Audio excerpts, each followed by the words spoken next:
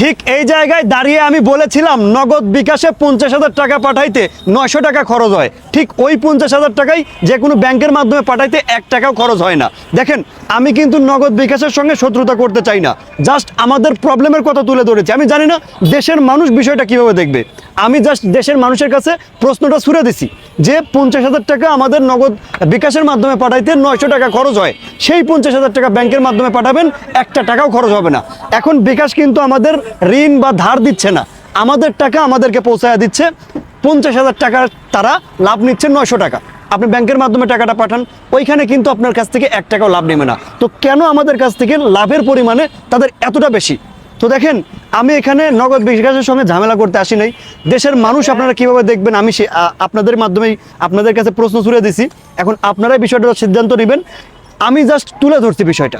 তবে আমি অনুরোধ করেছি যে নগদ বিকাশ আপনারা চাইলেই একটু লাভটা কম করতে পারেন। একেবারে আহামরি এত লাভ নেওয়ার তো প্রয়োজন নাই।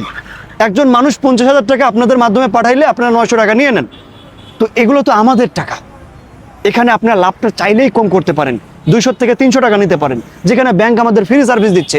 আজকে ইসলামী ব্যাংকে যদি 1 লাখ না 2 লক্ষ টাকা দিয়ে দেই, তারপরও ফ্রি। তো সেখানে আমাদের টাকা আমাদেরকে দিচ্ছেন। হ্যাঁ, আপনারা যে আমাদের সার্ভিস দিচ্ছেন এটাকে আমরা অ্যাপ্রিসিয়েট করি। তবে লাভের অংশটা একটু কম করলে আমাদের জন্য ভালো হয়।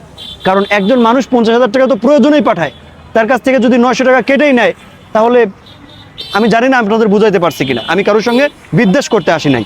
নগদ বিকাশ আমার শত্রু না, আমি জাস্ট আমাদের সুবিধা অসুবিধার কথাটা তুলে ধরছি।